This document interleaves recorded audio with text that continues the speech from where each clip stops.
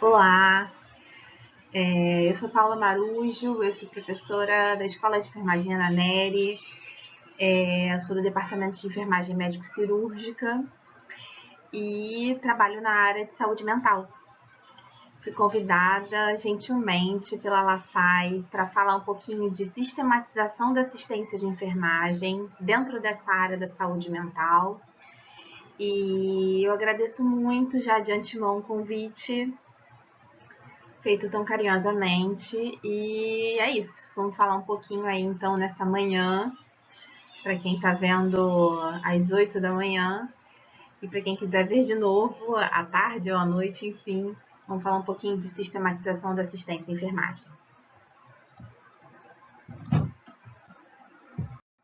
Então, para começar a nossa conversa, eu vou dar mais ou menos uma ideia do que a gente vai falar, né, nessa conversa que não é muito dialogada, mas enfim, tempos novos, tempos modernos, adaptações, né, minha gente? Bom, então, o que a gente vai falar, né? Falar um pouco sobre o cuidado de enfermagem, né, em psiquiatria e saúde mental, entendendo como é que ele surgiu, para na sequência a gente falar a partir de um cuidado que surge, como é que se organiza, se sistematiza, então, né, esse cuidado na enfermagem. A partir daí, a gente vai entender, então, como é que se padroniza, né, como é que se foi padronizando a linguagem de enfermagem e vai entender um pouco que existem sistemas de classificação, tá?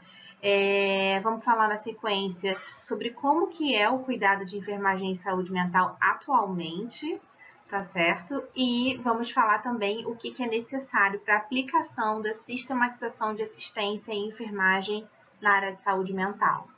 Na sequência, a gente vai falar da aplicabilidade dessa sistematização e trazendo um exemplo na prática, né?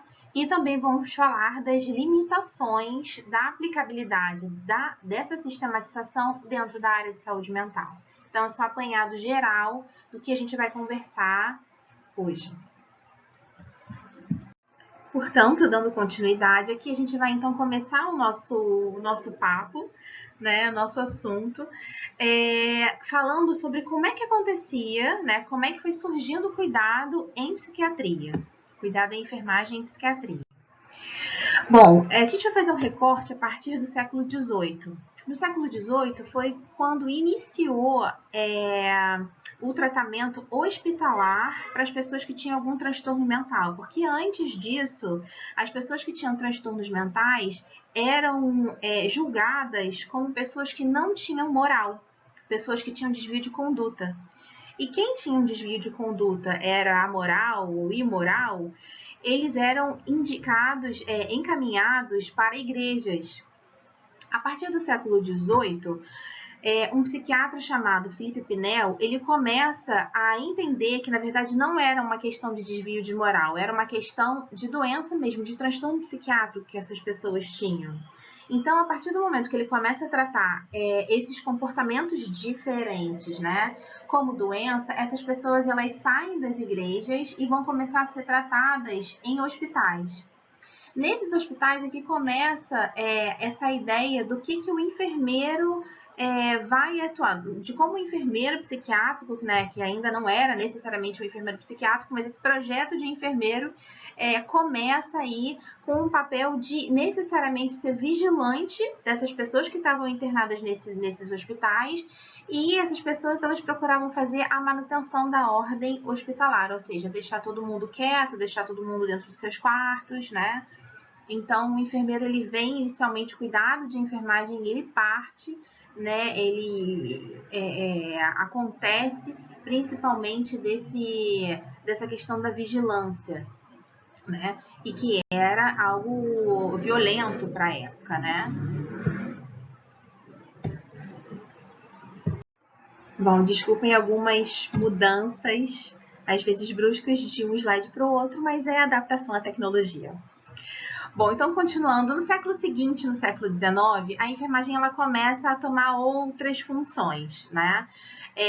O efeito também do que o Pinel, né, aquele psiquiatra que eu falei logo no início, pensava, né, sobre o tipo de tratamento que as pessoas loucas deveriam ter. Então, dentro do hospital, as enfermeiras, elas começaram, né, enfermeiras e enfermeiros, elas começaram a assumir o papel de assistente do médico e manter a higiene básica, né, dos pacientes, bem como utilizar medidas hidroterápicas. E o que significa isso, Paula? Eram banhos que na época, por exemplo, banhos bem gelados, na época eram utilizados como forma de tratamento para pessoas loucas, tá? Então, as enfermeiras, elas faziam práticas de higiene, cuidavam da alimentação, faziam supervisão e execução de tratamentos prescritos pelos médicos, como também insulinoterapia, que era uma outra forma de tratamento utilizada à época para a loucura, tá bom? Para os transtornos psiquiátricos. Então, a partir do momento que começa essa insulinoterapia, que aí é necessário punção venosa, né, algo que requer mais uma técnica, um conhecimento mais científico, a própria enfermagem, a própria profissão dentro da área de saúde mental, ela começa a ter um caráter mais científico por conta disso, tá certo? Então, vamos passar aqui. Então, um pouquinho mais à frente, né, aí a gente andando mais no tempo, passando aí pelos anos 30 aos anos 50, a gente vê que a enfermagem psiquiátrica, ela teve uma influência bastante importante de teóricas de enfermagem, né, que trouxeram um grande impacto para a área. Que, no caso, é a Hildegard Peplau e a Joyce Trevelby, que são consideradas teóricas de enfermagem, né? São mulheres enfermeiras que escreveram teorias, né, para a enfermagem, no caso aqui, para a enfermagem psiquiátrica, por conta da experiência pregressa delas, né? E aí, a Hildegard Peplau e a Trevelby, elas vão descrever essa praxis, né, da enfermagem psiquiátrica baseada num processo interpessoal, né? Ou seja, no processo entre pessoas. Mas elas usam nomenclaturas diferentes para poder fazer isso, tá? E aí, essas relações interpessoais que elas falam, elas vão ser permeadas entre a relação do enfermeiro e do paciente por meio de um poder contratual. Né? O que é esse poder contratual? É o vínculo, é o contrato que eu consigo fazer com a pessoa que eu estou atendendo, com o meu cliente. Tá? Então, a Peplau, né? A Hildegard Peplau, ela que é enfermeira também, né? Denominou esse processo como processo interpessoal de cunho terapêutico, ou seja, a relação que se estabelece entre o cliente e o enfermeiro, ele é um processo que vai ser terapêutico, um processo que vai ajudar no tratamento, né, desse paciente.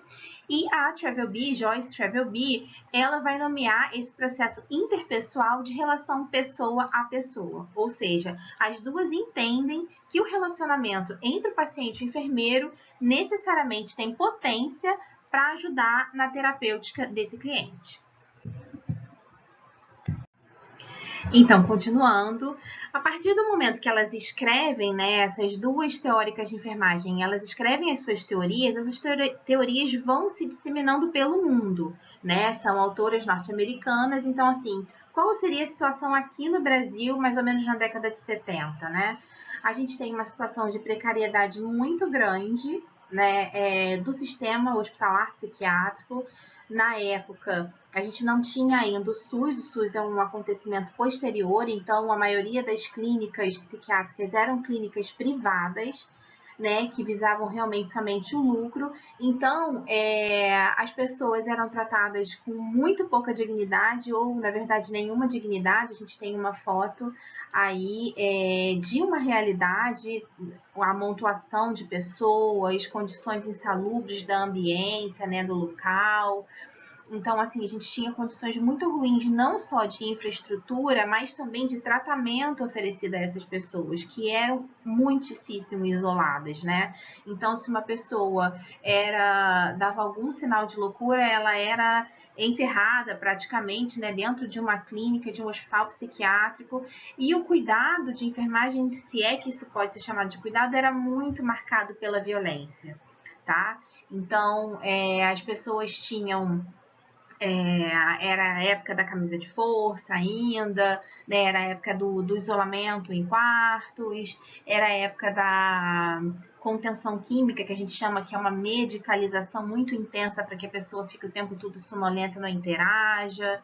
Então a gente tinha condições bem insalubres, tá, de tratamento aí para essas pessoas, e havia uma violência institucional muito grande. Tá?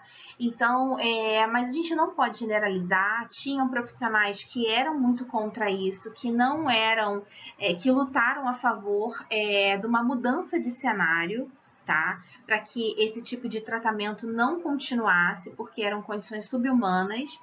Então, intelectuais à época, pessoas da Fiocruz, pessoas familiares de pacientes, inclusive alguns pacientes, e também profissionais de saúde se reuniram e começaram a pensar juntos, né, e fazer uma resistência contra esse tipo de tratamento em psiquiatria. E aí, vamos passar para o próximo aqui, a gente tem um pouco mais à frente, então, a culminação, né, da reforma psiquiátrica brasileira. E aí eu achei interessante essa foto, porque a gente vê não somente a diferença, vai começando a ver a partir da reforma psiquiátrica brasileira, a mudança, né, não só da roupa, das vestimentas da enfermeira ou do enfermeiro, mas também do que o enfermeiro precisa fazer dentro de um dispositivo de saúde mental. Então, a partir da reforma, muito é questionado em relação àquele tratamento que anteriormente era oferecido. Tá? A partir também dos anos 80 é aprovado o SUS, então vão surgindo dispositivos de saúde mental em detrimento da diminuição do número de leitos psiquiátricos. Então, uma lei que chama Lei 10.216, dentro da psiquiatria, é uma lei super importante, é a lei que vai dar caráter legal a essa mudança de contexto, tá? Histórico aí de tratamento, de financiamento para essa área de saúde mental. Então, é a partir dessa reforma psiquiátrica que a gente tem uma mudança, né, como eu já falei, de comportamento das autoridades e governamentais também sobre como a loucura deve ser tratada. Daí o enfermeiro ele começa a ter outro papel, um papel de cuidar dentro do território, um papel de cuidar junto com a pessoa, não pela pessoa. Então, o destino das pessoas loucas começa a ter diferença, eles conseguem, pela criação de outros dispositivos que não somente os hospitais psiquiátricos, a ter um tratamento mais próximo da sua casa, que é um tratamento que a gente fala que é no território, e isso dá mais dignidade no tratamento, né? Não somente para as pessoas que estão sendo tratadas, cuidadas, mas também para os familiares dessas pessoas e também para os profissionais que queriam fazer uma saúde mental, uma psiquiatria diferente. Feita, portanto, essa breve contextualização, né, do histórico de como surgiu a enfermagem psiquiátrica, a gente tem que pensar, então, tá, eu faço cuidado, mas eu faço cuidado de um jeito, uma outra enfermeira pode fazer de outro jeito, um outro enfermeiro de outra unidade pode fazer de outro jeito, então a gente precisa entender como se organiza e sistematiza o cuidado da enfermagem. Bom, existe a ferramenta SAI, que é o nosso motivo, né, principal aqui da nossa palestra. Então, a SAI é a Sistematização da Assistência de Enfermagem e, basicamente, ela tem como objetivo a organização que o enfermeiro, né, organize e sistematize seu cuidado. Tá? Mas isso vai ser feito em cima de princípios de métodos científicos, buscando melhores resultados no cuidado e segurança do paciente. Então, essa é justamente para organizar essa assistência que é oferecida ao paciente. Então, o objetivo dela, somado, né, ao que ela se dispõe, é de identificar as situações de saúde e doença e as necessidades de cuidado em enfermagem e subsidiar as intervenções de promoção, prevenção, recuperação e reabilitação da saúde do indivíduo, da família e da comunidade. Então, a SAI ela é bastante importante, né? Porque ela coloca ali no papel, organizado, o que é preciso ser feito para cada pessoa. Registra, portanto, ajuda a registrar quais são as ações de enfermagem que são feitas, né? E ela somente pode ser feita pelo enfermeiro, pela equipe de enfermagem, tá? Outros profissionais não fazem, não devem fazer a SAI, tá? Então, dando continuidade, quem destacou os estudos da SAI no Brasil foi a enfermeira, a doutora Wanda de Aguiar Horta, né? Então, ela foi super importante para a história da enfermagem, é importante porque a partir do que ela trouxe, né, com a construção do processo de enfermagem aí baseado na teoria das necessidades humanas básicas de Maslow, lá em 79, quando ela publica o livro dela, esse livro, essas ideias do processo de enfermagem, eles estiveram presentes na construção, inclusive, de currículos das escolas de enfermagem. Então, ela pensou a enfermagem, o enfermeiro, como gente que cuida de gente. Tanto que, para ela, a enfermagem é ciência e arte de assistir o ser humano no atendimento de suas necessidades básicas, de torná-lo independente dessa assistência através da educação, de recuperar, manter e promover sua saúde, contando para isso com a colaboração de outros grupos profissionais. Então, tá aí também muito a ideia dela trazer esse caráter educativo para o enfermeiro, né? Então, foi a partir da Wanda Horta que tomou força nessa questão do processo de enfermagem. Então, aqui, o que seria esse processo de enfermagem? Beleza, então assim, vamos pensar. Se eu faço cuidado, desenvolvo cuidado de enfermagem, para que eu registre esse cuidado, eu preciso sistematizar esse cuidado, certo? Para eu sistematizar esse cuidado, a Wanda Horta, no caso, por exemplo, né, ela pensou o quê? Não, para eu sistematizar esse cuidado, eu preciso de um processo de enfermagem, eu preciso de etapas a serem cumpridas. Então, esse processo de enfermagem é um instrumento metodológico, né? Portanto, que vai orientar aí o cuidado profissional de enfermagem. Então, no processo de enfermagem, esse processo, né? Esse passo a passo vai ser uma documentação da prática profissional, onde vai ser documentada essa prática profissional, onde vai se evidenciar o método da profissão, ou seja, a profissão ela segue passos para desenvolver o cuidado e também vai auxiliar o profissional tanto na tomada de decisões quanto na prevenção e avaliação das consequências, ou seja, o que eu estou fazendo? Está dando certo? Não está dando certo? Como eu estou fazendo? Né? Hoje eu fiz algo diferente, será que esse algo diferente funcionou? Funcionou melhor? Não funcionou? Então, quais etapas é que constam, né, esse processo de enfermagem que a doutora Wanda Horta pensou? Primeiro, começa com o histórico de enfermagem, que é pensar o que aconteceu antes, né, para essa pessoa chegar até aqui e ser internada. Então, histórico de enfermagem, depois o diagnóstico de enfermagem, na sequência o plano assistencial, depois o planejamento ou a prescrição de enfermagem, na sequência a evolução e, por fim, o prognóstico. Então, seguindo essas etapas, é que ela tinha pensado que poderia funcionar esse processo de enfermagem de modo a organizar a assistência.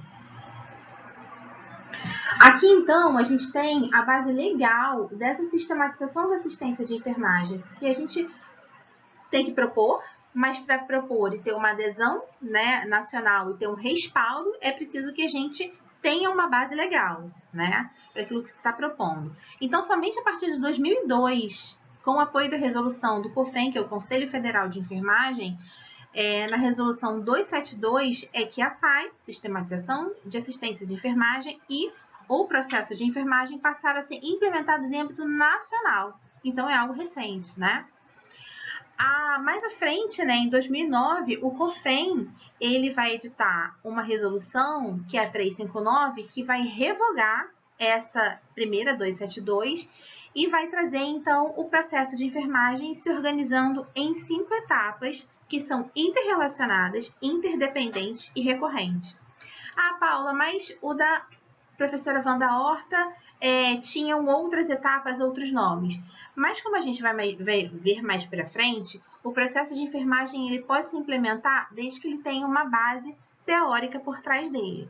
Então, foi essa a escolha do COFEN. Como constaria, portanto, né, o processo de enfermagem, de acordo com a resolução estabelecida pelo nosso Conselho Federal? Iniciar o processo de enfermagem, que também se chama consulta de enfermagem. Coleta de dados de enfermagem ou histórico, na sequência o diagnóstico de enfermagem, depois o planejamento das ações que vão ser feitas, depois a implementação e, por fim, a avaliação. Ou seja, deu certo? Não deu certo aquilo que eu coloquei em prática? Bom, seguindo então, a gente chega em como padronizar, portanto, a linguagem de enfermagem. Ok, já vimos que foi necessário sistematizar essa assistência para que ela tivesse uma organização, né?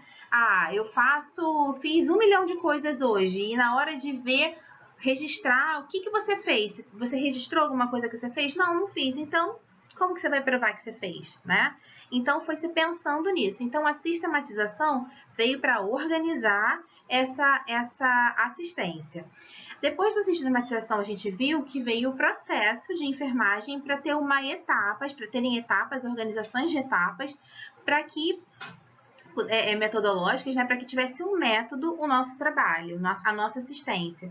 Mas só que mesmo com métodos, mesmo com etapas, cada um pode usar uma linguagem diferente.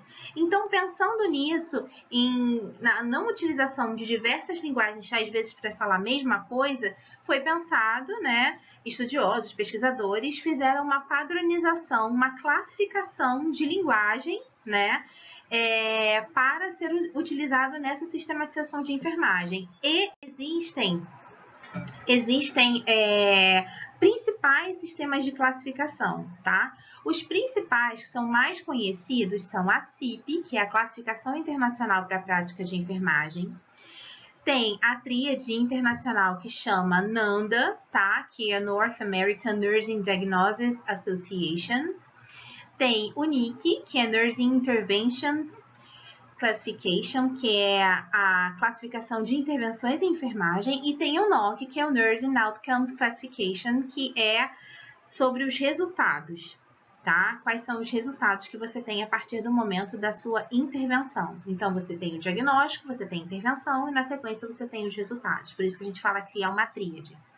Então, só para vocês entenderem como é que foi se estabelecendo a organização da linguagem também de enfermagem, como foi feita essa padronização. Nesses livros, portanto, tudo que é tipo de diagnóstico que pode ser identificado em enfermagem está ali no NANDA, ou a maioria deles, né? As intervenções, a maioria delas, e também os resultados, a maioria deles estão lá dispostos e descritos nesses livros que podem ser consultados na hora de se fazer, portanto, aí o processo de enfermagem. Ok? Bom, então, entendemos já como é que foi o cuidado de enfermagem, como é que foi se construindo a enfermagem psiquiátrica ao longo dos anos. Entendemos que para essa enfermagem se dar de modo mais organizado, acontecer de modo mais sistematizado, com método, foi feita a sistematização, na sequência proposta do processo de enfermagem, tem uma base legal reconhecida pelo nosso conselho. Tá.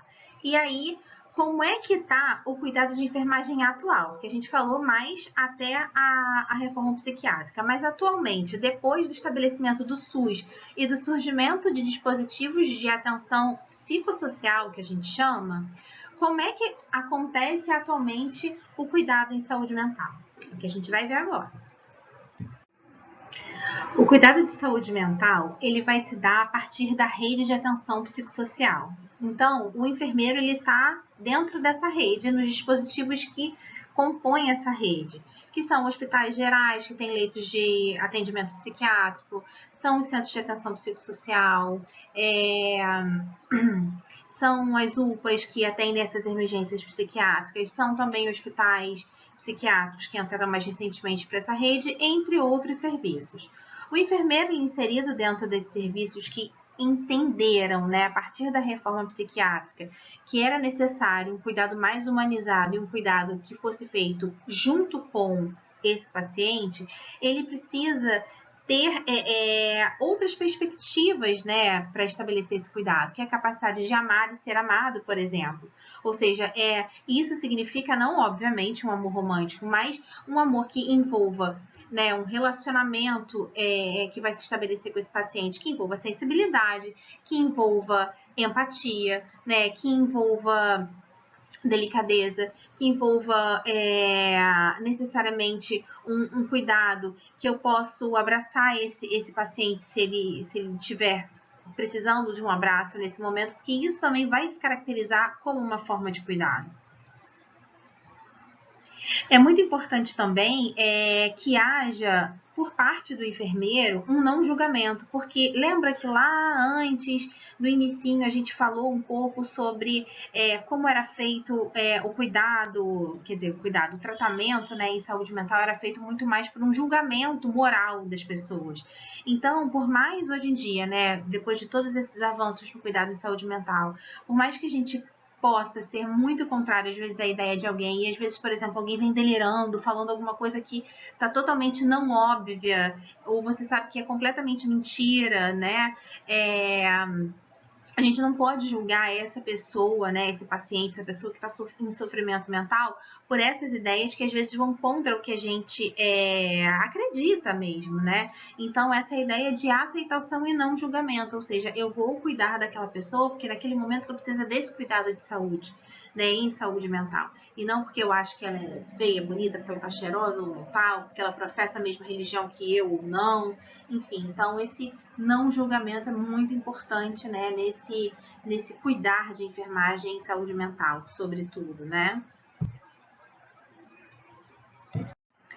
Outros aspectos que são importantes também nesse cuidado que se estabelece a partir, né, da a reforma psiquiátrica, é também o enfermeiro possuir empatia, envolvimento emocional, por que não? Porque nós também somos seres humanos, né? Pensando agora na pandemia, quantos de nós não estamos sofrendo, não estamos ansiosos em casa, querendo logo voltar para a faculdade, querendo logo iniciar nossas atividades, querendo ir para a rua, né? Nossos pais, às vezes, já estão um tempo sem ver parentes ou amigos, ou sair, ou fazer aquelas coisas que a gente já estava acostumado, ainda mais jovens como vocês, né? Sair para cima e para baixo, cinema, enfim. Então é muito importante a gente se colocar no lugar do outro no momento que a gente está fazendo esse cuidado, né? Não é fácil ter um transtorno psiquiátrico, porque as pessoas têm preconceito, as pessoas isolam, né? Isolam quem é diferente. Então, a empatia, né? Se realmente você se coloca no lugar do outro, eu gosto muito dessa figura, você consegue ver de um outro ângulo, né? Mas para isso você tem que se dispor a fazer isso. Então, assim, em algum momento, se eu estou participando de uma história, estou com um caso que é muito difícil para mim, às vezes guarda até alguma semelhança com a minha realidade, eu posso me emocionar, né? Eu sou pessoa como qualquer outra, né? Às vezes a gente fica muito nessa coisa, eu sou profissional, não posso nunca me emocionar. É claro que tem horas para isso, né? Mas a gente deve sim se haver, né, com as histórias e mostrar também a nossa humanidade dentro do nosso cuidado. Para isso, a nossa assistência deve ter, né, estabelecer confiança, sensibilidade, escuta sensível, porque é muito fácil a gente chegar e somente falar, mas é difícil a gente escutar e escutar de verdade outra, às vezes a gente fica no celular, às vezes entra por um ouvido e sai pelo outro. Então, é bastante importante, né, essa escuta sensível que a gente chama. A troca de conhecimento, às vezes ele sabe alguma coisa que eu não sei, às vezes sabe alguma coisa que vai me ajudar a ajudá-lo, né? Então é bastante importante a gente ouvir e esse respeito mútuo sem julgamento. O CAPS, então, ele vem, né? O Centro de Atenção Psicossocial vem depois, um desses dispositivos que vem depois da reforma, em caráter substitutivo ao hospital psiquiátrico, e ele se apresenta em modalidades diferentes. CAPS 1, 2, 3, CAPS AD e CAPS-C, né? Sendo que esses dois últimos apresentam variações entre 2 e 3. CAPS 2 AD, CAPS 3 AD. Então, assim, essas unidades, elas têm uma atenção diferenciada porque elas têm uma equipe multidisciplinar, né? Tem psicólogo, assistente social, tem enfermeiro, tem psiquiatra, tem musicoterapeuta para fazer o atendimento dessas pessoas que são recebidas, né? São atendidas com base na assistência comunitária e territorial. O que quer dizer isso, Paula? Ou seja, essa pessoa, por exemplo, é encontrada, teve um surto em Jacarepaguá, mas só que ela mora, na verdade, na Zona Sul. Então, ela vai fazer o cuidado dela na unidade da Zona Sul, entendeu? Então, assim, porque é ali que ela produz a vida dela, ali é que às vezes ela tem os parentes dela próximos, ali é que ela tem as vivências dela na vida. Então, o cuidado é de base territorial que a gente fala, né? Então, ela tem uma horizontalidade também, portanto, nas disciplinas, porque não tem quem fala mais alto que fala mais importante, né?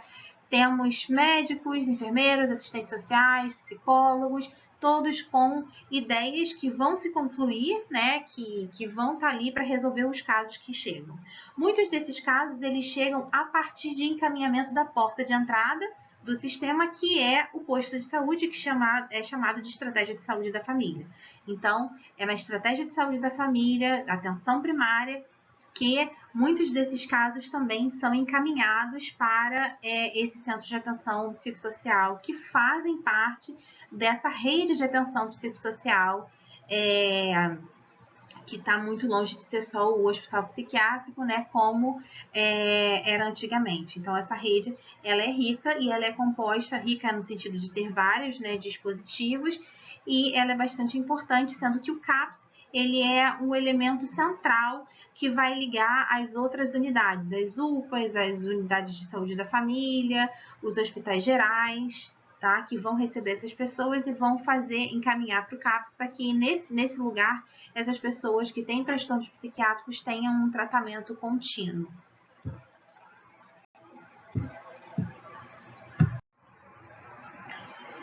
Então, quais são as competências, né, de um enfermeiro dentro dessa unidade, dentro desse dispositivo de tratamento, de cuidado, que a gente chama de atenção psicossocial, que é o CAPS? Olha lá que não são poucas, hein? E tem mais, tá? Vou falar um pouco delas aqui. Prescrever cuidados personalizados, realizar consulta de enfermagem. Lembra que a consulta de enfermagem considera lá o processo de enfermagem. Participar da equipe multiprofissional na gestão do caso. Prescrever medicamentos, solicitar exames descritos. Praticar e desenvolver o projeto terapêutico singular. Participar da equipe multiprofissional. Dentre outros, ó, bastantes, né? Que a gente tem efetuar referência e contra-referência, participar de estudos de caso, discussão em processos de educação permanente, promover ações de desenvolvimento de reabilitação, desenvolver e atualizar protocolos relativos à atenção de enfermagem ao usuário. Enfim, essas competências, elas também agora têm um caráter legal. Por que eu falo agora? Porque a resolução do COFEM, que dá base, né, que traz quais são essas competências do enfermeiro de saúde mental e psiquiatria, ela é data de 2018, ou seja, é uma resolução bem recente, né? Mas ela é muito bacana porque ela dá, como eu falei para vocês, esse caráter legal, ou seja, está garantido por lei que, por resolução, né, do nosso conselho, que a atividade de enfermagem e saúde mental, ela deve fazer isso, né?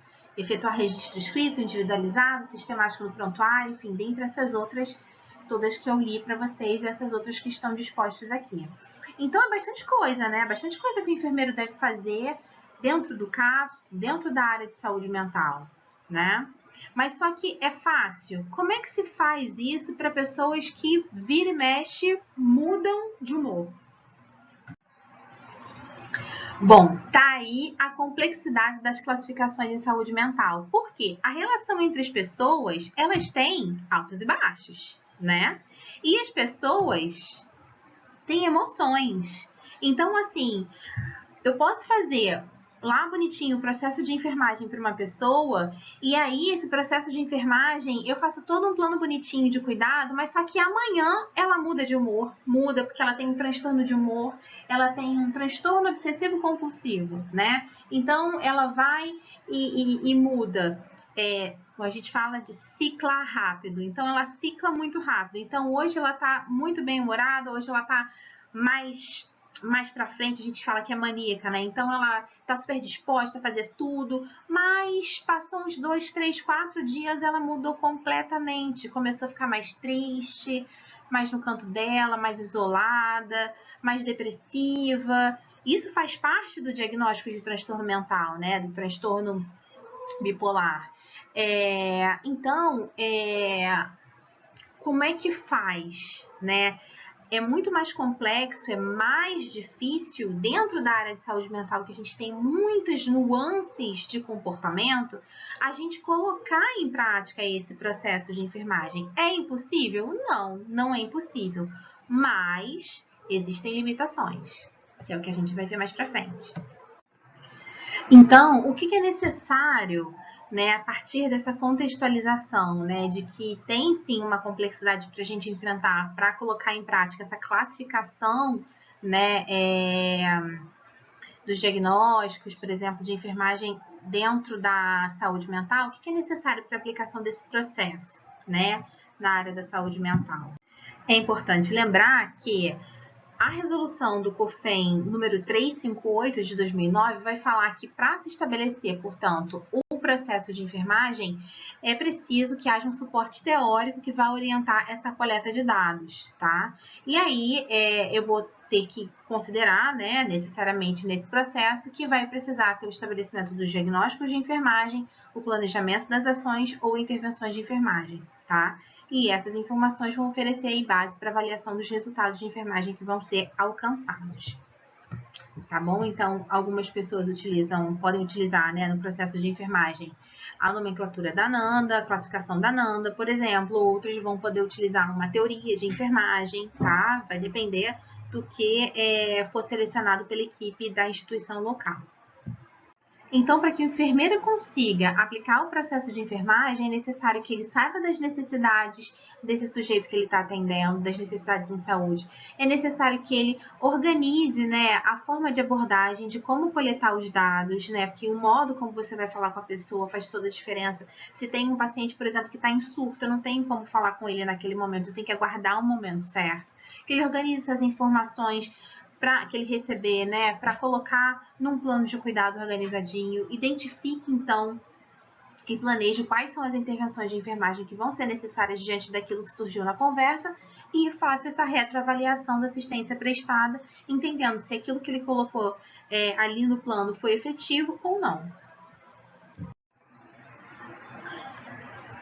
Caso a unidade não tenha, né, a SAI, que é a Sistematização da Assistência e Enfermagem, como vocês já sabem, estabelecida numa unidade, é um erro, né? Dá erro, dá ruim, porque quando o Corém, né, quando o Corém regional vai fiscalizar, se não tiver SAI, essa unidade pode ser autuada, porque já há uma resolução que obriga, né, que coloca isso, que as instituições precisam ter necessariamente a sistematização da assistência de enfermagem, tá bom? Bom, e aí eu coloquei esses docinhos maravilhosos para a gente pensar como que essa maravilha de SAI que vai sistematizar a assistência, que vai trazer para a gente uma organização melhor da nossa atividade, como esses docinhos, como essa belezura de SAI pode ser aplicada na prática. Então, vamos ver lá. Bom, aqui a gente tem uma construção, tá, de fichas de avaliação de enfermagem, de prescrição, como a gente vai ver um pouquinho mais à frente, para CAPS 2, tá? Aqui a gente tem diferentes tipos de CAPS, né? Para CAPS 2 e CAPS álcool e drogas, tá? CAPS álcool e drogas são CAPS que atendem uma população mais especificamente que tem questões com álcool e drogas, tá bom? A gente chama de CAPS AD. Então, foi no município do interior de Minas Gerais, do ano de 2017. Então, os enfermeiros, foram 2 enfermeiros, tá, que construíram esse instrumento para fazer parte do processo de enfermagem, tá bom? E eles construíram esse instrumento baseado na classificação da NANDA. Tá? Então, aqui eles trazem para avaliação de enfermagem, né, uma ficha, e aí eu trouxe essa ficha para vocês verem como é que isso, tá, como é que se sistematiza, então. as etapas elas vão se dando, né, numa consulta, né, para fazer o processo de enfermagem, na consulta de enfermagem, o que eu preciso perguntar? Então, essas perguntas elas vão sendo descritas nessa ficha, para que todas as consultas de enfermagem elas tenham o mesmo padrão, né, mesmo padrão de resposta, a gente tenha, não deixe nada escapar, porque às vezes a gente esquece de perguntar uma coisa e outra. Então, aqui a gente tem, né, história das doenças clínicas, os hábitos de vida, aí depois a gente tem o exame físico, né, com lá todas as questões de oxigenação, termorregulação, avaliação cutânea, acuidade, né, visual, auditiva, alimentação, hidratação, sono e repouso. Então, levar essas fichas para o atendimento faz com que o enfermeiro também não esqueça daquilo que vai ser perguntado e se padronize, né, de alguma forma não, se padronize o atendimento. Também fala da mobilidade, higiene, do exame psíquico, né, que tem que estar presente dentro da área da enfermagem psiquiátrica, avaliando as questões psíquicas. E aí, no final dessa ficha, tem o enfermeiro responsável que assina, coloca o porém e o turno que ele estava.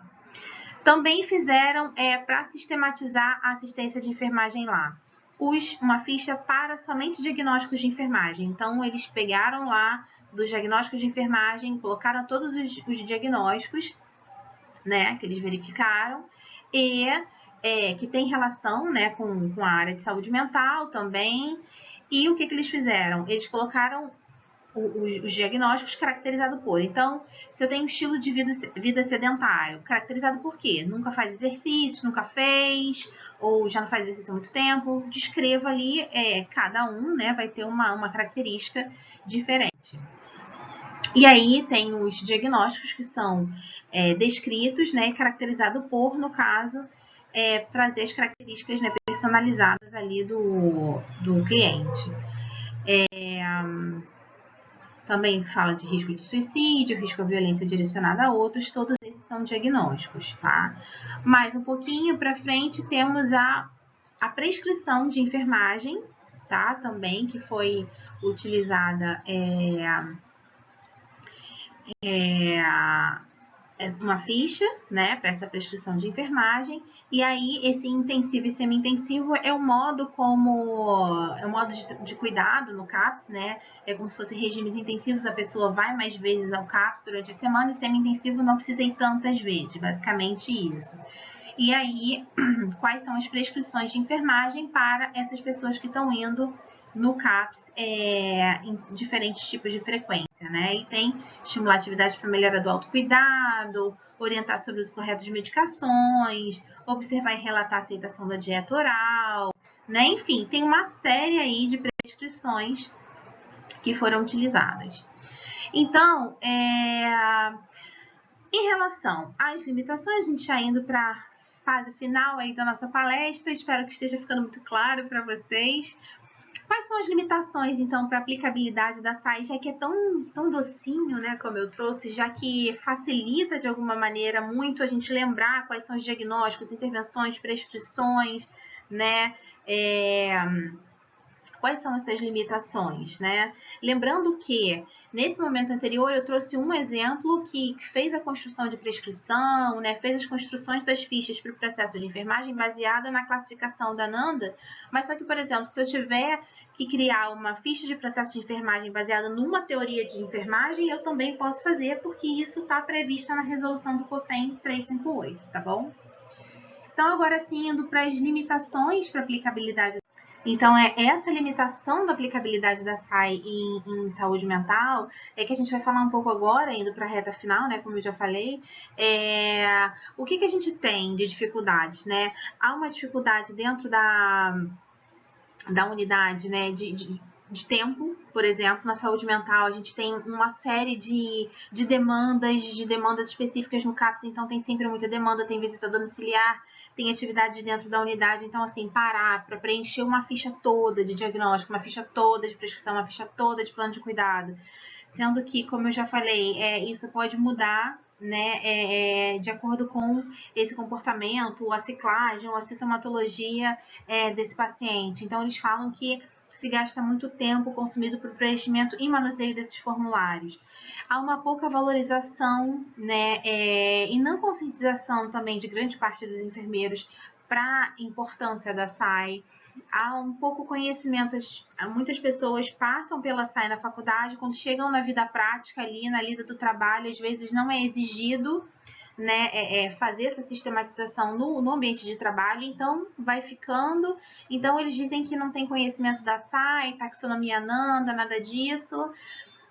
Tem uma percepção por parte dos enfermeiros que, se for fazer a SAI, isso pode atrapalhar em outras atividades dele dentro da unidade. Então, dificuldade dessa associação, né? A SAI também tem uma linguagem muito biomédica que, às vezes, para a área da saúde mental não atende, tá? As questões de saúde mental, porque de uma sensibilidade, às vezes, né? Às vezes eu não quero, por exemplo, tomar banho, né? Às vezes tem paciente que não quer tomar banho porque ele acha que a água vai levar embora as ideias dele naquele momento. Então, assim, como classificar isso, né? Então, assim, algumas questões são difíceis de serem classificadas, né? Então, assim, realmente tem alguns obstáculos, né, que fazem com que a SAI tenha dificuldade maior de ser aplicada, às vezes, dentro da saúde mental. É preciso estar atento também que os problemas de saúde mental, eles são multifatoriais, ou seja, eu tenho problemas sociais, né? Vamos pensar na população de rua, né? Quem está num dispositivo de atenção psicossocial que chama consultório na rua. Pessoas que estão em situação de rua têm grandes problemas financeiros, problemas sociais, problemas familiares, a grande maioria das vezes. Então, assim, às vezes é muito complexo a gente encaixar somente, né, um diagnóstico em uma doença, né, somente na doença que aquela pessoa está apresentando. Tem tantos outros contextos que às vezes o diagnóstico acaba não atingindo, né? Então é importante lembrar o quanto esses aspectos artísticos da ciência da enfermagem nos dão instrumentos para trabalhar diferentes formas de terapêuticas, né? Não só aquelas que já estão escritas, instituídas, né?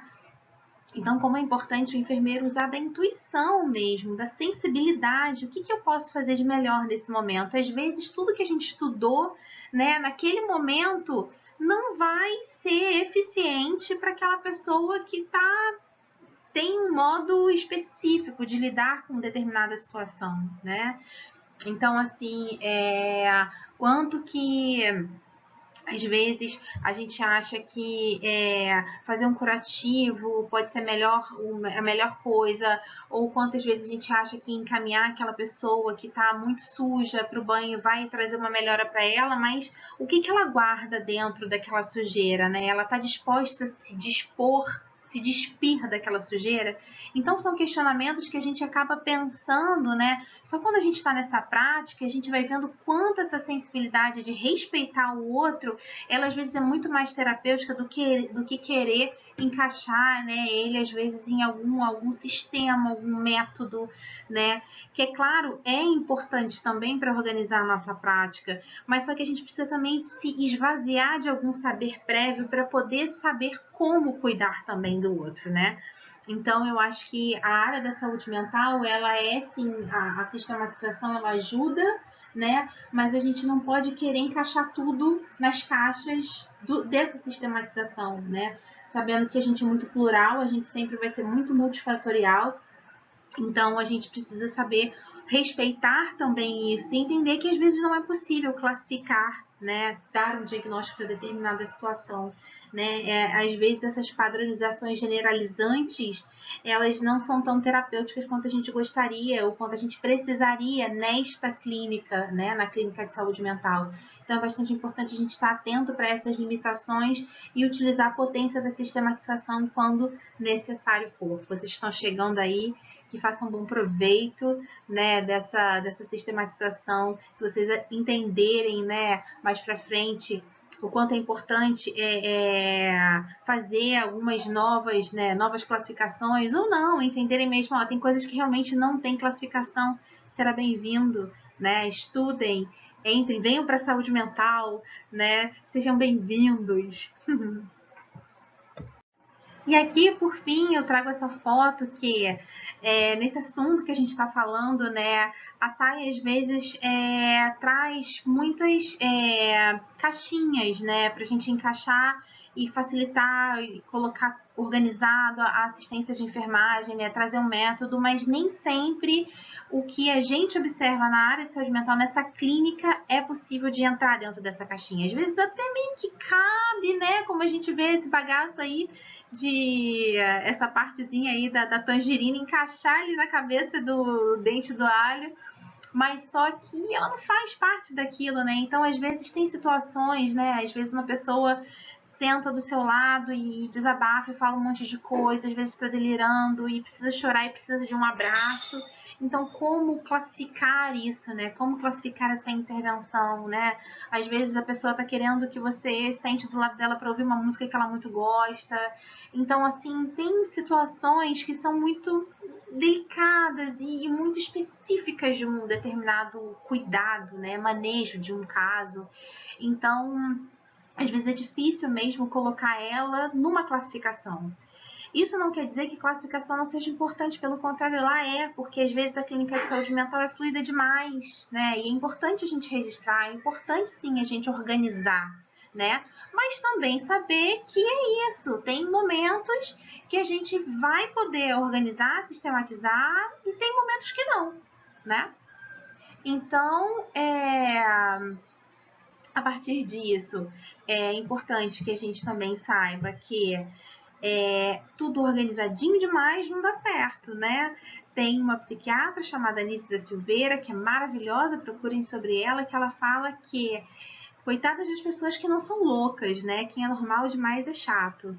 Então, assim, a gente precisa também respeitar a desorganização do outro. É claro que quando é uma desorganização que coloca o outro em risco, isso não deve ser ignorado.